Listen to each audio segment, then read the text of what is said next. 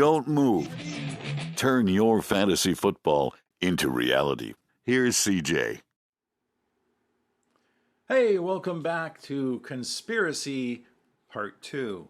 Now, first thing I want to say is you can see over my shoulder here, I am Canadian. We have our Canadian elections this year.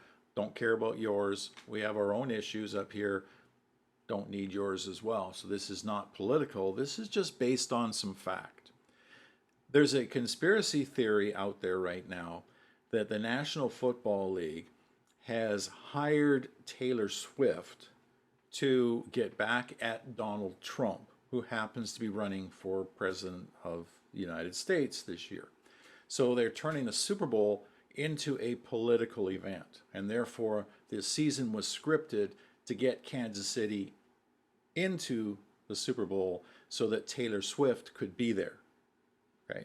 Now the idea is that Taylor Swift, when the game is over and Kansas City has won the game, that Taylor Swift would go running onto the field arm in arm with Travis KELCE, and they would turn to the cameras to announce not their engagement, but the fact that they're supporting Joe Biden.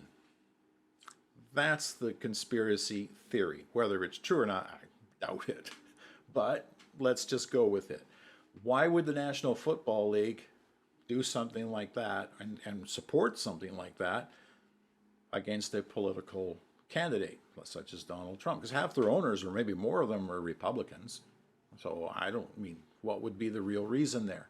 Well, if you want to look back at some history between Donald Trump and the National Football League, it hasn't exactly been a wonderful history. They have been fighting each other for over 40 years.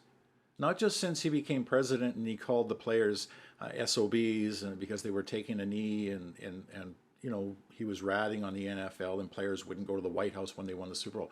Not because of that.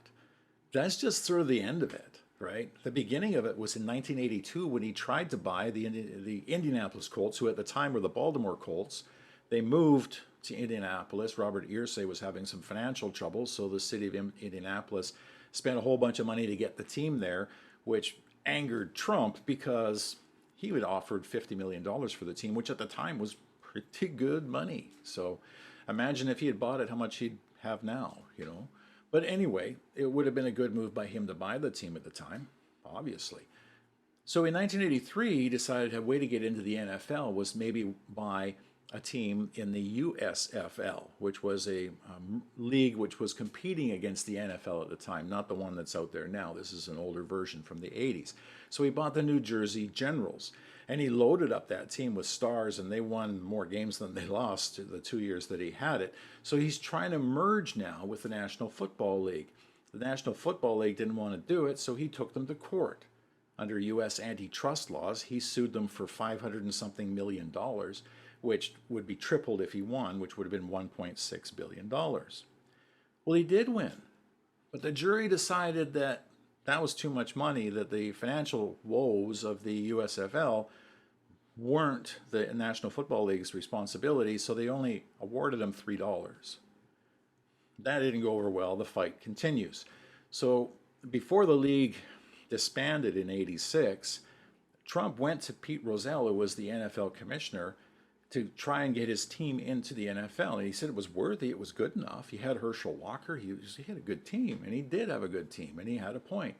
But Pete Rozelle just looked at him and said, over my dead body.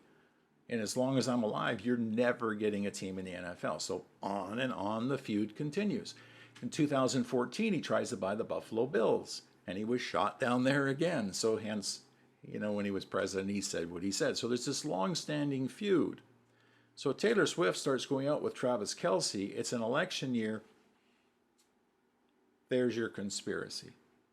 Is it real? I highly, highly doubt it. Do I enjoy watching Taylor Swift at the game? Yeah, why not? Just as much as I enjoyed watching all those superstars watch the Los Angeles Lakers like Jack Nicholson courtside all the time. It's always kind of cool when there's stuff in the fans because honestly, between plays, there really isn't a whole lot going on in the National Football League except some really great Super Bowl commercials. So anyway, that's part 2 of conspiracy, but it's kind of based on fact.